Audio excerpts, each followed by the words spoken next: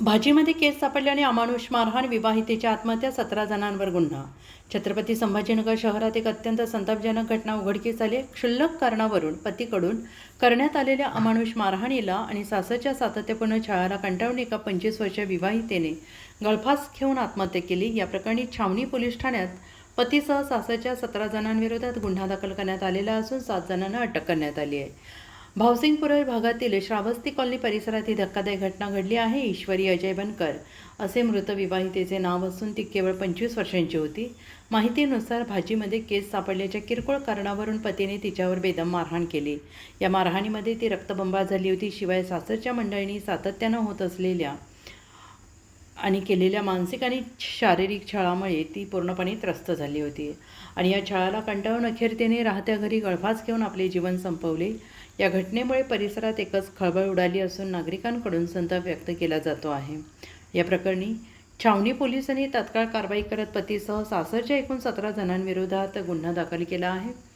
अजय बनकर, दिनेश बनकर, दिलीप बनकर, चंद्रमणी बनकर, छाया बनकर, आशिष बनकर, गणेश बनकर असे 7 आरोपींना अटक करण्यात आलेली असून इतर आरोपींचा शोध सुरू आहे.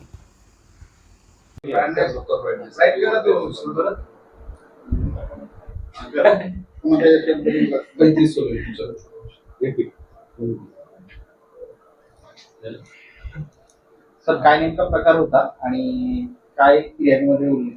दिनांक 7/4/2026 रोजी पोलीस स्टेशनमध्ये असताना आम्हाला फोन आला की भावसिंगपुरा येथे एका महिलेने आत्महत्या केलेली आहे. त्या अनुषंगाने आम्ही भावसिंगपुरा येथे पोहोचलो असता त्या ठिकाणी एक महिला आम्हाला मिळून आली. तिला आम्ही तात्काळ घाटी दवाखान्यामध्ये येथे पाठवून तिचा उपचार करण्याचा प्रयत्न केला, परंतु डॉक्टरांनी त्यांना तपासून मृत घोषित केले.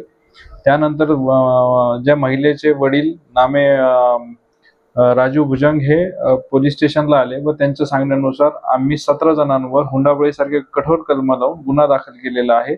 त्यामध्ये फिर्यादीमध्ये त्यांच्या वडिलांनी सांगितलं आहे की वारंवार त्यांना पैशाची मागणी होत होती. त्यांनी लग्नामध्ये पैसे दिले होते, सोने दिले होते, परंतु त्यांना वारंवार घराचे हप्ते भरण्यासाठी मृत महिलेचा पती व त्यांचे नातेवाईक हे वारंवार त्रास देत होते.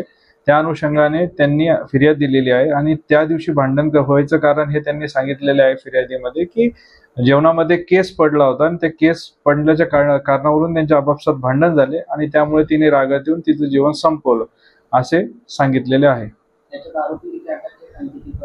यामध्ये आतापर्यंत एकूण 17 आरोपी निष्पन्न त्यांनी सांगितलेले आहे फिर्यादीमध्ये. त्यामधले 7 आरोपी अटकेत आहेत. त्यामध्ये एक महिला आहे, 6 पुरुष आहेत आणि मान्य न्यायालयासमोर काल हजर करून त्यांना 10 तारखेपर्यंत 2 दिवसाचा PCR हा न्यायालयाने दिलेला आहे. आर्थिक देवाणघेवाणीवरून देखील त्यांच्यामध्ये खटके उडत होते असं तक्रारीत नमूद आहे किंवा तिचा छेड केला जात होता. त्या दृष्टिकोनातून देखील आपण काही तपास करताय?